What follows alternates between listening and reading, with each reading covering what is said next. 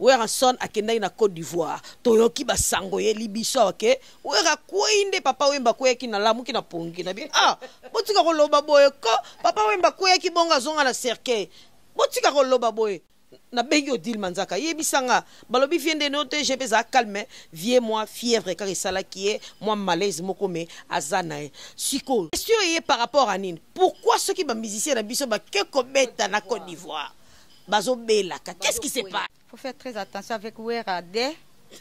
Wera là, c'est notre musicien, non? Hein? Il est notre fierté. Notre fierté. De ce besoin, il y a que beta na bamboka na bino boza la peine na sécurité na bango. Je ne pense pas que et où t'as dit na mboka na biso pour lander malaise ou nettoyer. Obi fali à ça la fierté mboka na biso partout dans le monde entier. Fali à ça exceptionnel parce que on dirait que ça date d'un mois historique pour na fali. A eu disque d'or. Martyr. Parce que au moins la image je ça déjà. Donc bisengo donc déjà disque d'or fête. 29 fête. Donc si qu'on fête il y a disque d'or on va fêter le 29. On allait se battre avec vous des. Il faut arrêter avec ça des. Il faut protéger nos musiciens. Tant bazo ya pa na bino, tant bazo bima libanda bazo na bamboka na bino sécurité za la sire comme biso pe to sécuriser ka ba oya bino tango bayaka.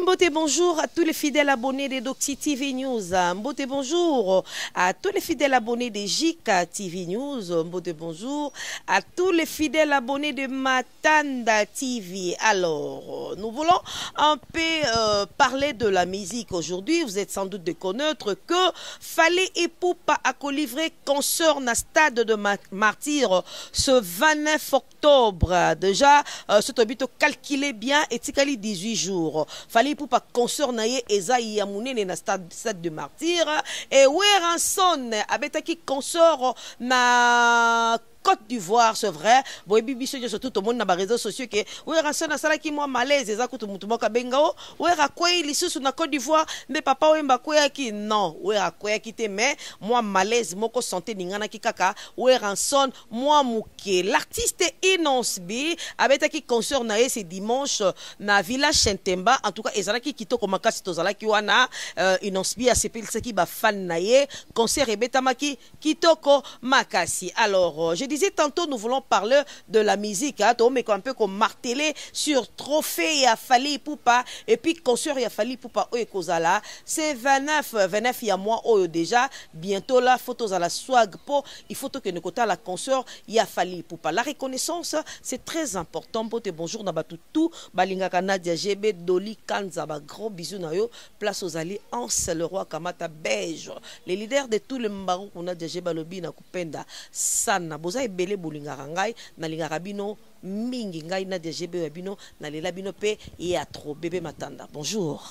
Bonjour Nadia GB, bonjour na balanga nyonso bazaka branché pour na kolanda ba chaîne na biso JK TV, Matanda télévision et puis Edofi télévision. Merci na bino bozala branché, merci na yo Jible Ndumi fa très merci na da Dougala de Liège, merci na yo Bibish Kala au depuis Anvers, merci na bino oyo bozala kawana ka pour na ko soutenir Matanda télévision. Merci na yo Beges Nginama au depuis de Bono, merci na yo maître Serge na DG, merci na yo pe inspecteur Cédric, merci na bino bozala ka toujours wana pour na ko soutenir bébé Matanda. Merci Nadia GB. Voilà, merci bébé Matanda. Alors, Tolobi, tozo betali solo ya musique, tika to pesa na maman, la joie bambote ma véro balobi moi si à charge, ceux qui to tangi ma véro to monara bébé Onyx azawana bébé mora tonda quoi, ba gros bisous à toi mon bébé chéri. Alors, to betali solo ya musique bébé Matanda, concert ya Fally Ipupa eza déjà c'est 29 préparation nango et les kandengene. Voilà Nadia GB, merci pour la parole. Tout le monde ba warrior. Déjà to yambi bango na ba différentes chaînes na biso, bazo lobela comment concert wana kozala. Pour la préparation peut-être il y a concert wana pour na Fally Ipupa. Nebi ndenge batu ne bazalaka, ndenge ba préparation so sema, ndenge ba producteur bazo sala yango, eza vraiment tokos.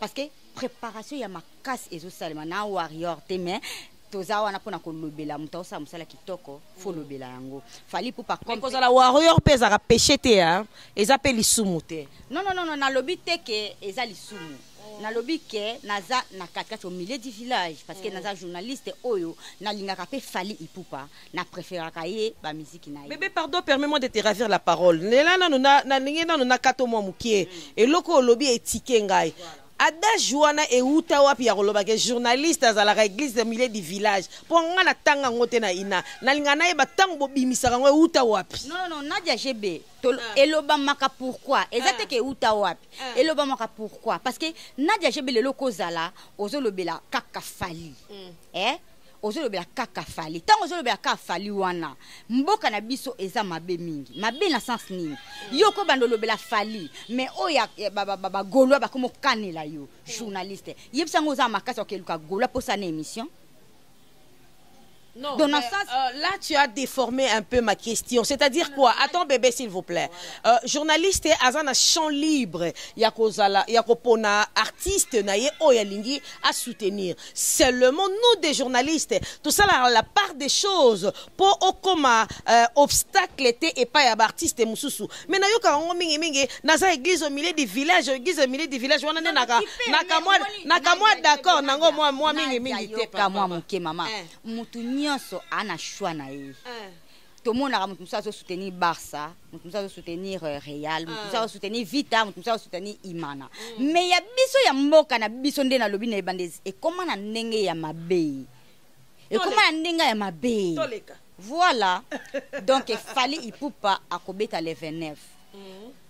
Sécurité o eza na martyr o bazwa siré biso na police ya mboka na biso. Eza tellement makasi. Ouais.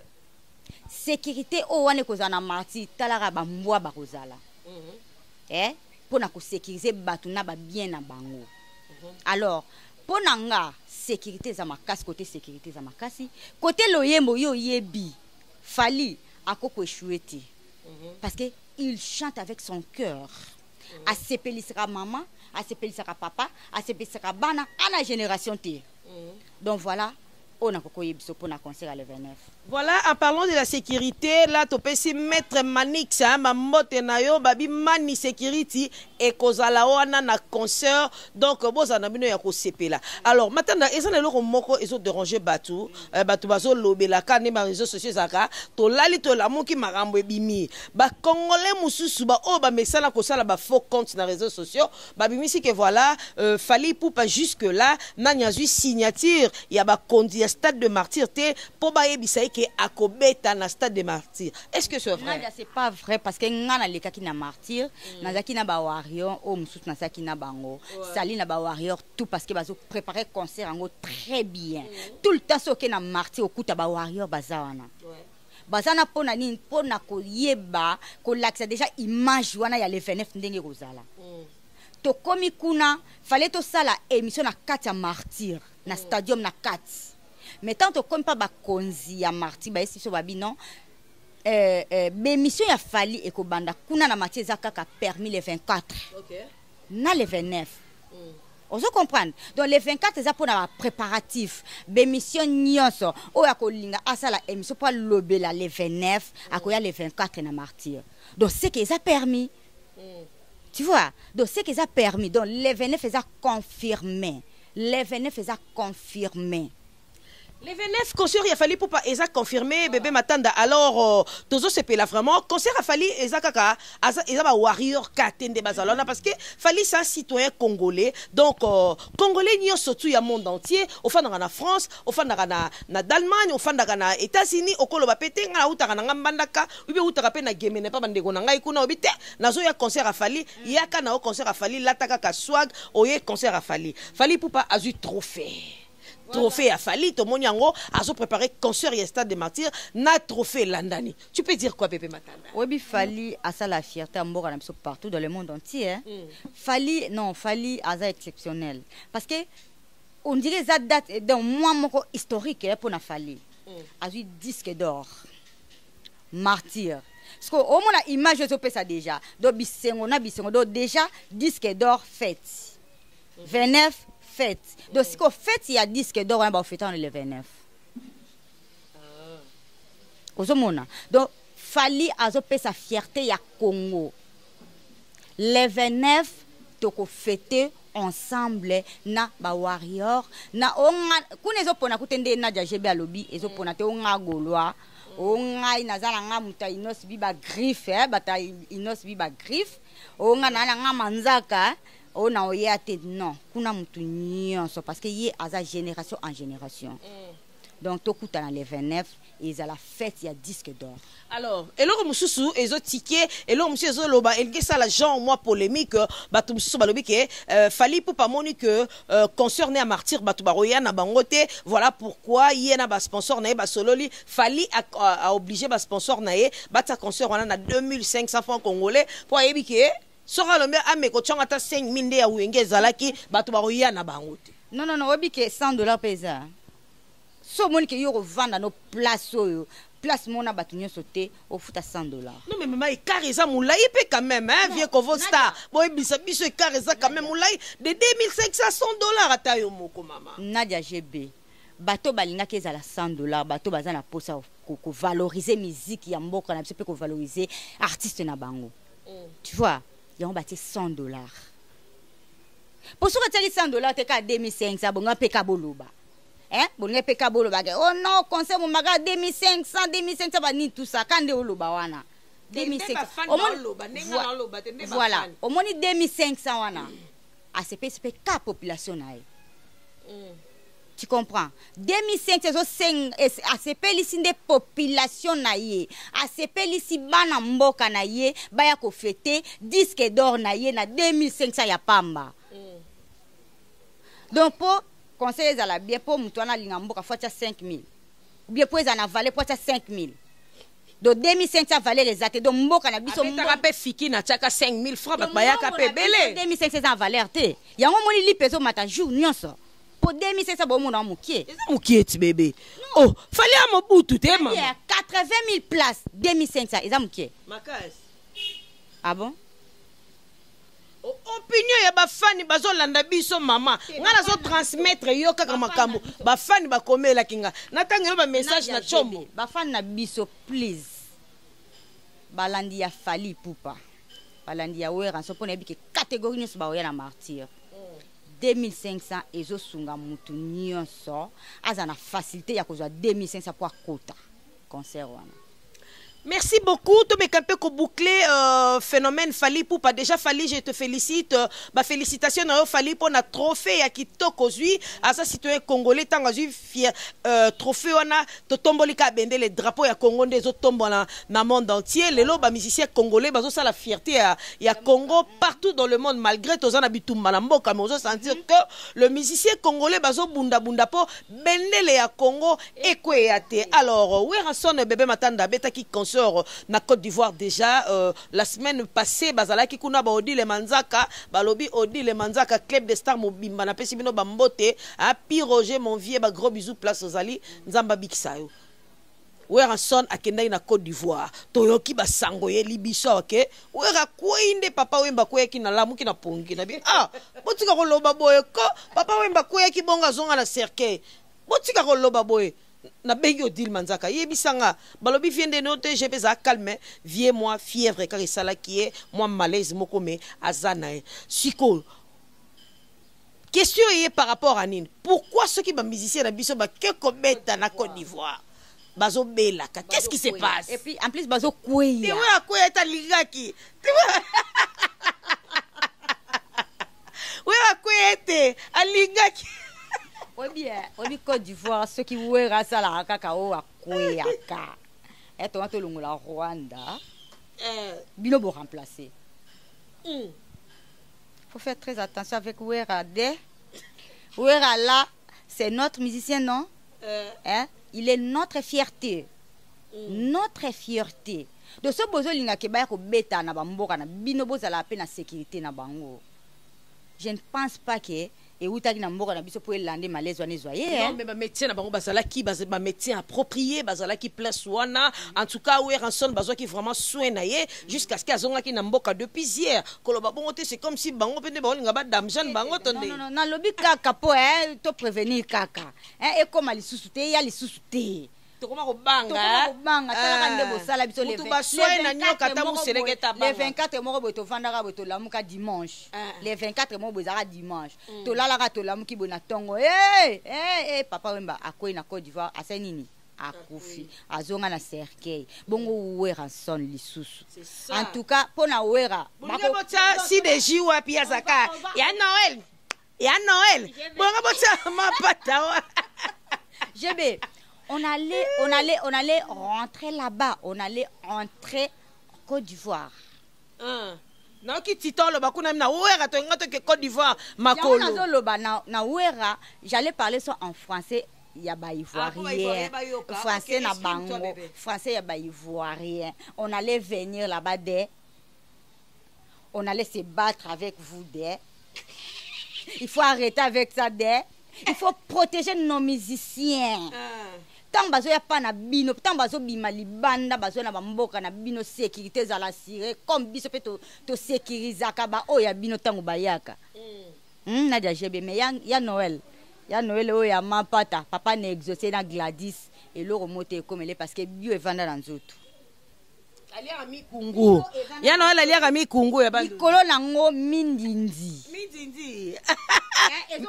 ezo boma o sukali mindindi c'est quoi c'est bololo ezaka bololo c'est amer les filles la mère on appelle ça souvent les filles la mère ezaka bolo eza milai bolo quoi mais on a ce que ça mindinde ça très bolo oh papa qui zenga zala olia titaka moi pas lia rango un mundundu qui se respecte le quoi dadudu gala na lie yo pas mundundu na lobby un mundundu qui se respecte aliaka misili aliaka mindindi o ezaka bolo wana. Ok, merci. Biso abokila lokondo toliaka nyama mbisi mosaka. Weranson Santa. Est-ce que bango? Weranson Santa. Le quoi le colonel papa na yo. Papa biso ka yo te. Papa te ye boka bien na linga bongo te bébé. Bon, pesa nga kombo bien mo. Le colonel Gwabindi. Colonel Gwabindi. Santa tumutombele ndenge moko na Weranson le roi de la forêt azana Santa Nadia GB ata malaise wane komi bako soigner ye akobika parce que moi mindindi na nzoto mapata ya lamelake moi mindindi wane salaka bien mais Weranson azali. Merci beaucoup Weranson Azali bébé Weranson Azali penza en tout cas bon protéger ba musicien na biso pour eloko mo ya lolendo to tikala nango eza mo musique ta ba musicien na biso ba ko bimaka ba ko kendaka mo ba mboka wana ba yo kité Congo moko bo existaka au travers ba nzembo ya ba artiste na biso en tout cas tous aura temps de prendre soin na bango. Alors bébé Matanda to betana no mo li solo ya biso ba journaliste ezo pesa kitoko mingi te c'est vrai Fifi Siwa aïe a travaillé avec Fabrigaz aïe a travaillé avec Héritier Watanabe mais toyokaki eloko moko ezo le kamikolo parce que na ebité na Héritier Watanabe na Fabrigaz bango nyonso papa na bango wera maman na bango maison mère mais quand nous les journalistes to fandi na plateau pour to ça l'analyse il faut to yeba eloko ni to loba na auto lobate pour ne pas qu'on léser deux personnes morobo ozala na bango bien alors propos ya consort na biso Fifi Siwa que j'aime bien aussi et léser villageois ébélé. Je sais pas si tu as suivi quand même à propos il y a Fifi Siwa par rapport il y a Fabrigaz. Il a dit des choses vraies mais il y a des choses qui ne se disent pas devant la télé comme ça et puis c'est vraiment qui te côté bébé matin. C'est pour cela qu'on a début à émission na biso que journaliste faut la mingi o linga rameneti ka kozo lingate. Ozo linga net o lingate. O préféra wera neti kaka neti te. Ozo comprendre pour éviter babiloko mususu oyo okole saki sentiment na yo o memango tina télé.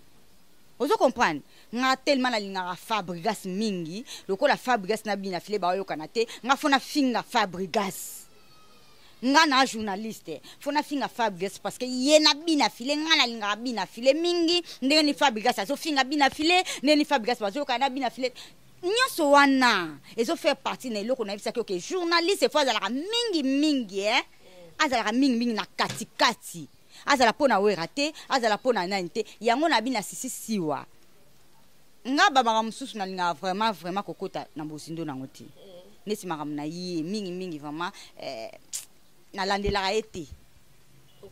Vous avez des problèmes? Non, na problème na été.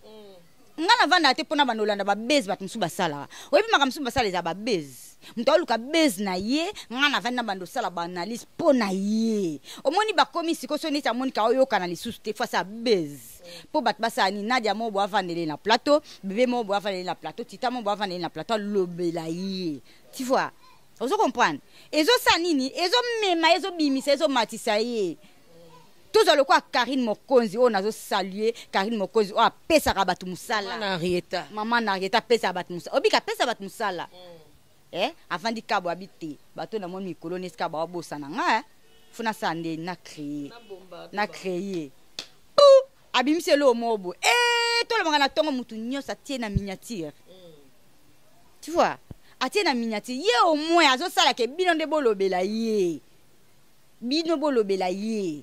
Mais ba journaliste yo vando bando finga musicien parce que yo za mutu ya oyo yo olingaka oyo mingo zo finga oyo mama ça donne quoi? Merci beaucoup, bébé Matanda Lobby. Ça donne quoi? Alors, moi, je dirais à tous les consoeurs et confrères journalistes, nous devons quand même faire la part des choses. C'est très important. C'est-à-dire que ceux qui ont ébi keboso, la rana artiste wana, ou soit bango nyosomi balo solana bango. Alors, il faut peser maloba. C'est vrai, Fifi, si on n'a pas insulté, je répète bien, elle n'a pas insulté, mais il y a des propos moussousou balobango na TVT. Voilà. Andenga lo baba pesa mutu conseil na TVT et simbate so na problème na véro la joie c'est qu'il faut na lukaye na lukaye po tambola na makolomi balé na Kinshasa so na problème na Judith Kalanga dada wa taifa na ko lukayo. Moi je fonctionne comme ça mais na TV ko pesa mutu conseil ko ebise loko e ko sopayo et ça kitoko te. Alors héritier watana benga na ebisa na minute héritier o aloko ale corbeau. Oui, bien, récitation, les corbeaux et les renards. Azarana, voilà, on a fromage dans mon noko. Héritier na minute au kangi ma solo. On a fromage. Fais la part des choses. Ne dis pas n'importe comment, n'importe qui. Parce que, atayo lobby te, ceux qui battent non, ba lobby, eza yonde au lobby, bat ba omona yo. Eza biloko mususu ko landa ngote, na world komi na ngol lelo héritier, biloko mususu betango kara.com. Kakipa kakokolo. Ça, le quoi fali poupa. Et sungayo. Mais maintenant, dans ton na suka, je sais pas si tu veux ajouter quand même quelque chose. Oui, je te donne la parole. Ajoute quand même quelque chose et puis la dédicace. Azana, niveau world. Nena dialobi. Et tu watanabe donc, pour n'en vraiment papa. Au moins, nous comment éviter. Et au moins, bois pexi, ba monsieur n'est pas les canaux télé. N'a pas ça qu'à raison, hein. N'a pas ça qu'à raison parce que, mais ça, quand les canaux télé, boy. Ba journaliste musu ba intoxiqué pour loba bien sûr ba tune question mo boye o yetia ko sepela na ngote na réponse wana à répondre bien sûr mutu mo afinga ki héritier ya olinga nini à répondre héritier sala yango pepa na yo moko bouche na yo continuer en kando zuzana ngwana ko répondre te ba loba ke ba répondre ba imbécile na silence na lobi te ke bat ba lobi no baza ba imbécile mais na lobi en quelque sorte n'a bien en quelque sorte en quelque sorte pété en quelque sorte pété éviter caca seulement qu'on répondre bangoti qu'on répondre ça la penza qui papa na héritiana et voyage trop à sa bande le bac au sala au sala jamais d'état mais fois banda pe banda et bandelier papa bina filé banda banda pe dabongo baka sala autodidacte tabaka tanga pe normalement nde watana batanga exemple to linga balakisa biso yango wana héritier conseil na opesa yo kando komi munene bongo kando komi likolo bongo zalaka likolo tikalaka likolo mais mingi concert ya le 29 ya fali ipupa nde tozo bete la sete na parce que tu as fêté yango, tu as fêté disque d'or na martyr le 29 dimanche. Et ça samedi ou dimanche, je ne sais pas. Mais tu as fêté kuna. Donc boya est belé.